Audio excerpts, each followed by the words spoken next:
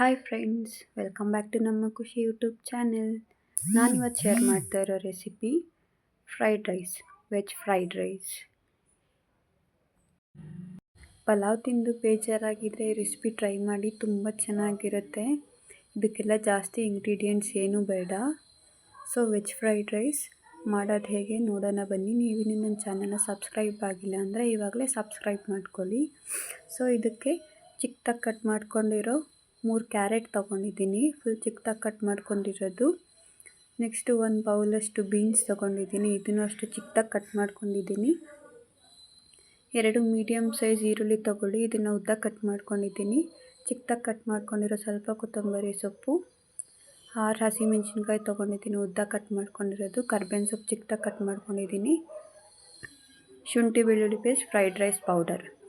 So ಇಷ್ಟೇ ಬೇಕಾಗಿರೋದು. ಒಂದು ಬಾಣಲಿ ತೊಗೊಳ್ಳಿ, ಬಾಣಲಿಗೆ ಒಂದು 3 ಟೇಬಲ್ ಸ್ಪೂನಷ್ಟು ಎಣ್ಣೆ ಹಾಕಿ, ಎಣ್ಣೆ ಚೆನ್ನಾಗಿ ಕಾಯಬೇಕು. ಸೊ ಇದಕ್ಕೆ ನಾನು ಸಾಸಿವೆ ಜೀರಿಗೆ ಎಲ್ಲ ಏನೂ ಹಾಕ್ತಾಯಿಲ್ಲ, ನಿಮ್ಗೆ ಇಷ್ಟ ಆದರೆ ಜೀರಿಗೆ ಹಾಕ್ಕೊಳ್ಳಿ.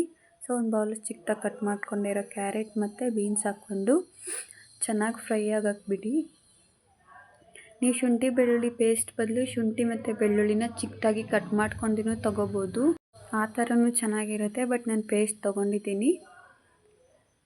ಸೊ ನೀವು ಜೀರಿಗೆನೂ ಆ್ಯಡ್ ಮಾಡ್ಕೋಬೋದು, ಸಾಸಿವೆನೂ ಆ್ಯಡ್ ಮಾಡ್ಕೋಬೋದು. ನನಗೆ ಯಾಕೋ ಬೇಡ ಅನ್ನಿಸ್ತು, ನಾನು ಅದಕ್ಕೆ ಸಾಸಿವೆ ಜೀರಿಗೆ ಎರಡೂ ಹಾಕಿಲ್ಲ. ನೀವು ಇಷ್ಟ ಆದರೆ ಹಾಕ್ಕೊಳ್ಳಿ. ಬೀನ್ಸ್ ಮತ್ತು ಕ್ಯಾರೆಟು ಎಣ್ಣೆಯಲ್ಲಿ ಚೆನ್ನಾಗಿ ಫ್ರೈ ಆಗಬೇಕು, ಯಾಕಂದರೆ ನಾವು ಇದನ್ನು ಬೇಯಿಸಿರಲ್ಲ ಅಲ್ವಾ. ಸೊ ಎಣ್ಣೆಲಿ ಫ್ರೈ ಆದ್ರೇ ಟೇಸ್ಟ್ ಚೆನ್ನಾಗಿ ಬರೋದು. ಇದಕ್ಕೆ ಬೀನ್ಸ್ ಮತ್ತು ಕ್ಯಾರೆಟ್ ಹಾಕಿರೋದ್ರಿಂದ ಆಬ್ವಿಯಸ್ಲಿ ಹೆಲ್ತ್ ಬೆನಿಫಿಟ್ಸ್ ತುಂಬ ಜಾಸ್ತಿ ಇದ್ದೇ ಇರುತ್ತೆ. ನೋಡಿ, ಈ ಥರ ಫ್ರೈ ಆಗಬೇಕು, ಅದು ಇಷ್ಟು ಕಲರ್ ಬರಬೇಕು. ಈ ಥರ ಕಲರ್ ಬಂದರೆ ಫ್ರೈ ಆಗಿದೆ ಅಂತ. ಸೊ ಇದು ಫ್ರೈ ಆದಮೇಲೆ ಸ್ವಲ್ಪ ಚೆನ್ನಾಗಿ ಗೂರಾಡಿ ಹಸಿಮೆಣ್ಸಿನ್ಕಾಯಿ, ಕರ್ಬೇವಿನ ಸೊಪ್ಪು ಎರಡೂ ಒಟ್ಟಿಗೆ ಹಾಕ್ತಾಯಿದ್ದೀನಿ. ಒಂದೆರಡು ಒಟ್ಟಿಗೆ ಹಾಕ್ಬಿಟ್ಟು ಅದನ್ನು ಚೆನ್ನಾಗಿ ಮಿಕ್ಸ್ ಮಾಡ್ಕೊಳ್ಳಿ.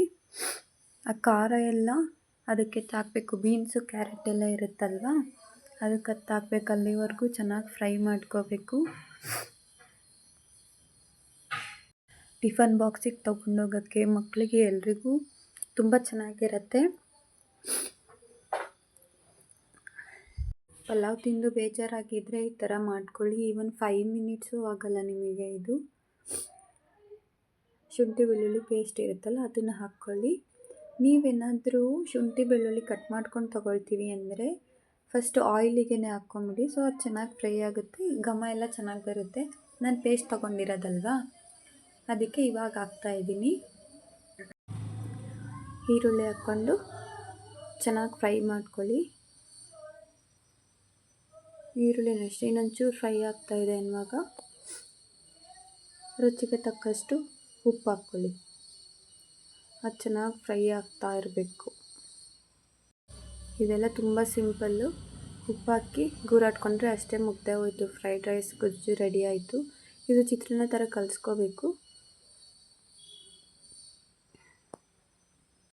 ಸಿಂಪಲ್ ಅಂದರೆ ತುಂಬ ಸಿಂಪಲ್ಲು. ಇದಕ್ಕೆ ಬಟಾಣಿ ಬೇಕಾದರೆ ಬಟಾಣಿ ಹಾಕ್ಕೋಬೋದು ನೀವು. ಸೊ ಗೊಜ್ಜು ರೆಡಿ ಆಯಿತು.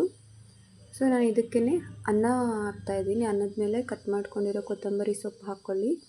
ನೆಕ್ಸ್ಟ್ ಅದೇನು ನಾವು 1 2 3 ಫ್ರೈಡ್ ರೈಸ್ ಮಸಾಲ ತೊಗೊಂಡಿರ್ತೀವಲ್ಲ ಅದನ್ನು ರೈಸಿಗೆ ಹಾಕ್ಕೊಳ್ಳಿ, ಗೊಜ್ಜಿಗೆ ಹಾಕ್ಕೋಬೇಡಿ. ಸೊ ರೈಸಿಗೆ ಹಾಕಿದ್ರೆ ಆ ರೈಸಿಗೆಲ್ಲ ಆಗುತ್ತೆ, ಗೊಜ್ಜಿಗೆ ಹಾಕಿದ್ರೆ ಟೇಸ್ಟ್ ಸಿಗಲ್ಲ ನಿಮಗೆ. ಸೊ ನೀಟಾಗಿ ಕಲಸಿ ಅದನ್ನು. ನೋಡಿ, ಈ ಥರ ಆಗುತ್ತೆ, ತುಂಬ ಚೆನ್ನಾಗಿರುತ್ತೆ. ಇದನ್ನು ಮಕ್ಕಳಿಗೆ ಲಂಚ್ ಬಾಕ್ಸಿಗೆ ಹಾಕಿ ಕಳಿಸಿದ್ರೆ ಫುಲ್ ಬಾಕ್ಸ್ ಖಾಲಿ ಮಾಡ್ಕೊಂಡು ಬರ್ತಾರೆ. ಸೊ ಇಷ್ಟೇ friends, veg fried rice ready ಆಯಿತು. ಸೊ ಈ ರೆಸಿಪಿ ಇಷ್ಟ ಆಗಿದ್ದರೆ ಶೇರ್ ಮಾಡಿ, ಕಮೆಂಟ್ ಮಾಡಿ.